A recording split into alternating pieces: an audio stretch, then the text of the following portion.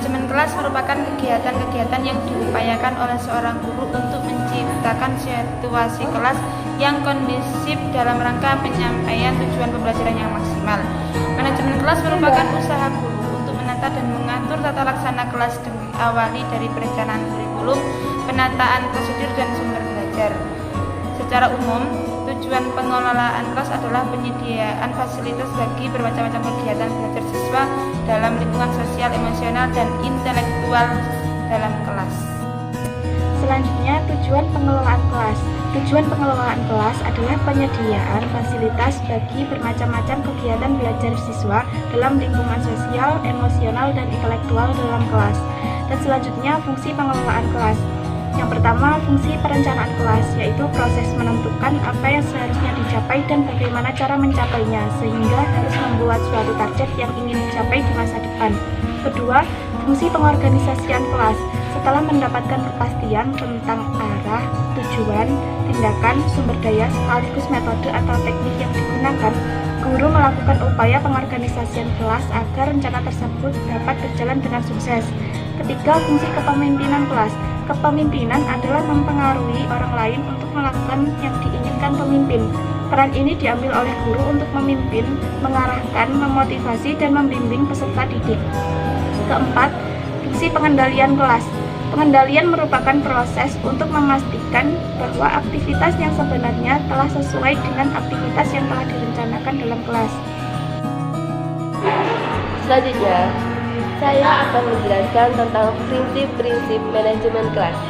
Dalam manajemen kelas, terdapat beberapa prinsip yang harus diperhatikan sebagai persyaratan menciptakan satu model pembelajaran yang efektif dan efisien, yaitu prinsip kesiapan.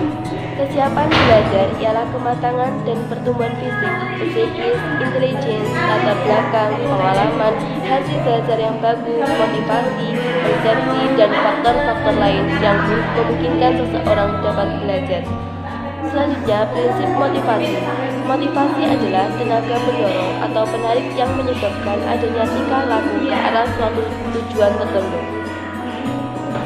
Prinsip perhatian. Perhatian merupakan suatu strategi kognitif yang mencakup 4 keterampilan, yaitu berorientasi pada suatu masalah, meninjau sepintas isi masalah, memusatkan diri pada aspek-aspek yang relevan, dan mengabaikan stimuli yang tidak relevan. Prinsip persepsi.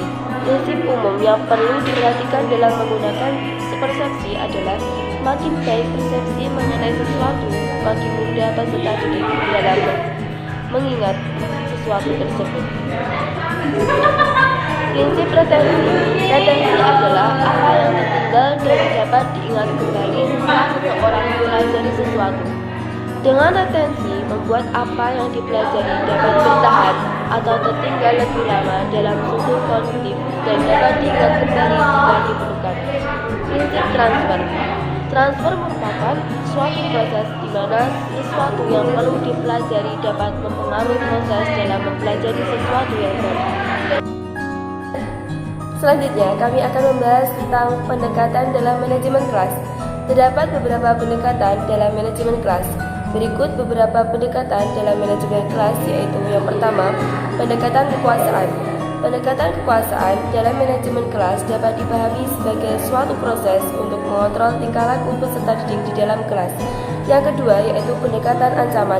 Pendekatan ancaman dalam manajemen kelas merupakan salah satu pendekatan untuk mengontrol perilaku peserta didik di dalam kelas.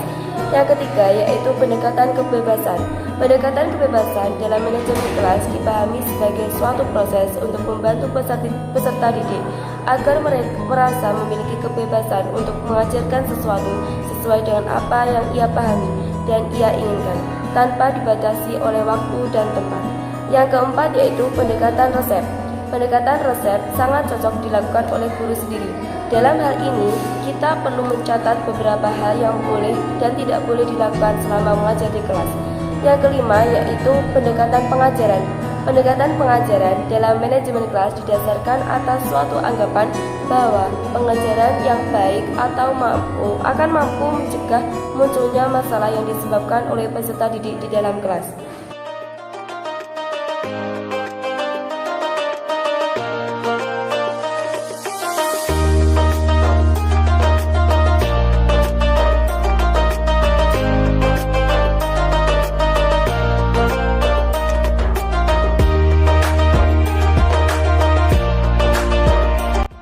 Institut Agama Islam Faqih Asy'ari memiliki keunggulan mencetak sarjana yang mampu mengkolaborasikan antara literatur klasik dan kontemporer sesuai dengan nilai-nilai Al-Quran dan Al-Hadis.